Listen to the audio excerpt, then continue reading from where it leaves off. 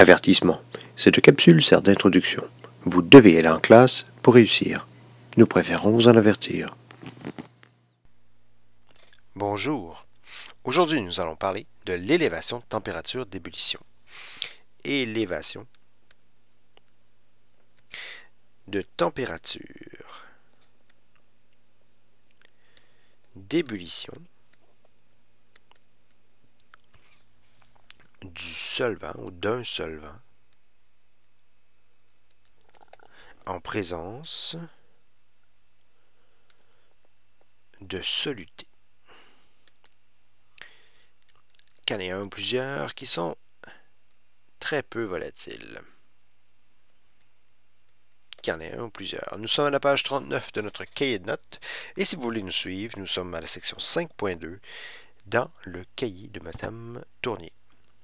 L'élévation de température va donc résulter en une différence de température d'ébullition entre un solvant pur et une solution.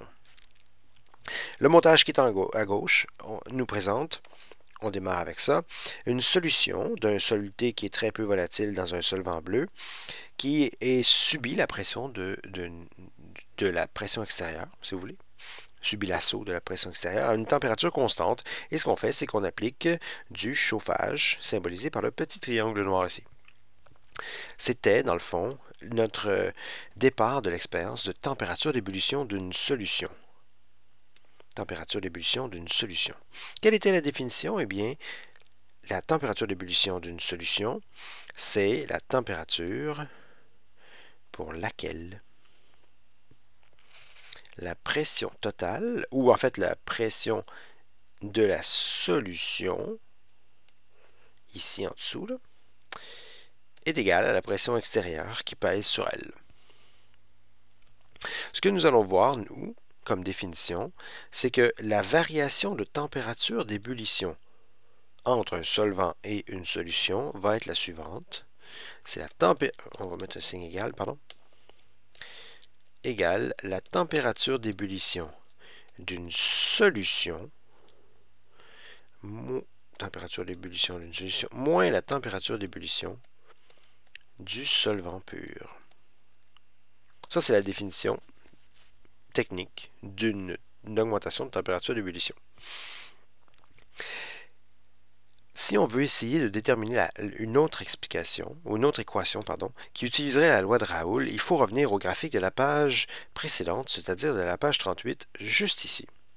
Dans ce graphique-là, ce qu'on avait fait, c'est qu'on avait vu qu'il y avait une nouvelle courbe d'équilibre liquide-gaz, la courbe qui est symbolisée par la courbe en bleu, juste là. Ce que je vais faire avec vous, c'est que je vais prendre une pression au hasard, symbolisée par mon trait rouge.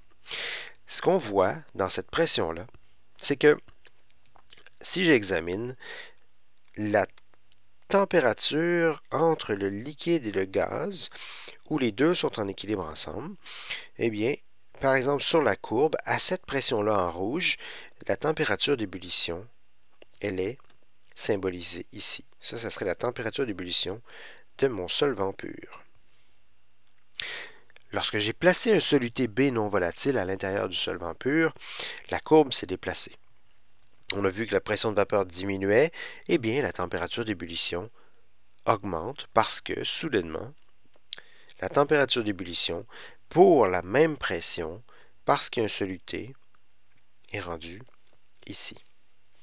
La température d'ébullition de la solution. Elle a vraiment augmenté. On peut établir un parallèle entre l'augmentation de la température d'ébullition et l'augmentation de la pression de vapeur qui existe au-dessus de la solution.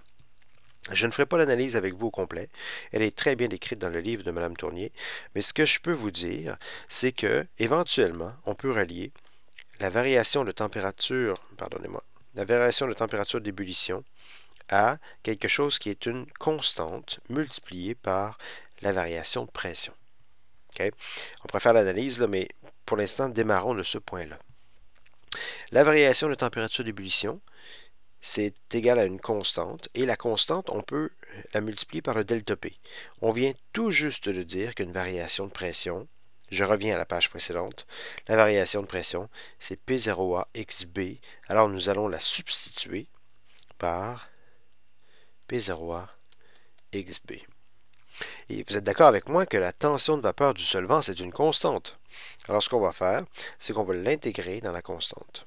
On va dire que la température d'ébullition, c'est égal à une nouvelle constante, que je mets en majuscule, juste pour le plaisir, fois la fraction molaire de B. Mais là, la fraction molaire de B, on peut la réécrire. C'est une constante multipliée par le nombre de moles de B sur le nombre de moles de solvant plus le nombre de moles de B. Mais vous êtes d'accord avec moi aussi que la quantité de B par rapport à la quantité de A, soluté versus le solvant, dans une solution qui est très diluée, c'est-à-dire qu'il n'y a pas beaucoup de B, c'est négligeable. Alors ceci sera négligeable. Ce qu'on va faire, c'est qu'on va réécrire encore.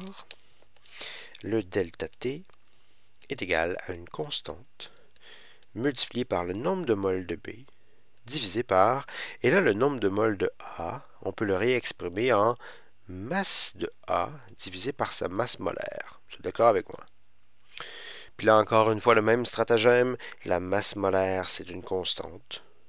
On va l'inclure dans la constante. Finalement, après tout ce travail-là, ce qu'on observe comme équation, c'est la suivante. Je vais l'écrire ici en haut. La variation de la température d'ébullition est égale à une constante, grand K, qu'on appelle une constante ébullioscopique.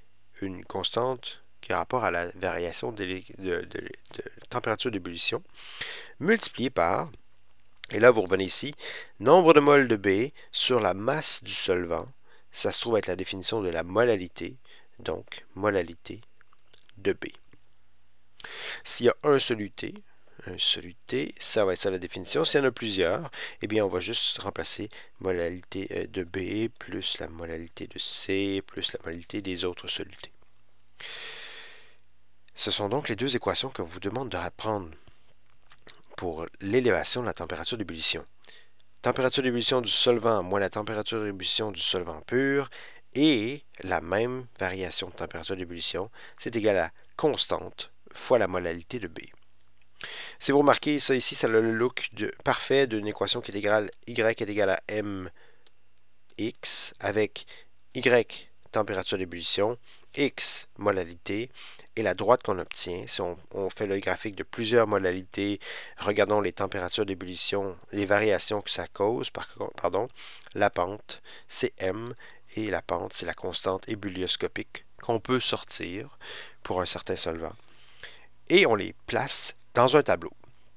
Le tableau, il vous est présenté à la page 43 de notre cahier de notes. 44, pardon, de notre cahier de notes. Allons-y. À la page 44, vous voyez, c'est le tableau 4.5 de la page 93 de Mme Tournier. C'est un tableau que vous allez devoir utiliser dans vos exercices. Pour différents solvants, passant de l'acétate de méthyle, l'eau, le benzène que vous allez utiliser parfois, correspond à une constante ébullioscopique, 2,53 pour le benzène, 0,512 pour l'eau, etc. Et cette constante-là a les unités. Ce sont des degrés Celsius par mol, multiplié par des kilogrammes. N'oubliez pas que s'il faut absolument que vous trouviez la température d'ébullition normale du solvant pour pouvoir diminuer ou augmenter cette valeur-là, dans notre cas c'est augmenter, eh bien il faut la savoir. Pour l'eau, vous n'aurez pas le choix, c'est 100 degrés Celsius avec au moins 2 décimales. Pour les autres solvants, vous viendrez la consulter dans ce tableau-là. Ainsi, je reviens à la page précédente, c'est-à-dire la page 39. Vous apprenez par cœur que pour la température d'ébullition, il va y avoir une élévation de la température d'ébullition si on met un soluté dans l'eau et que les définitions des équations sont les deux suivantes. Bon travail.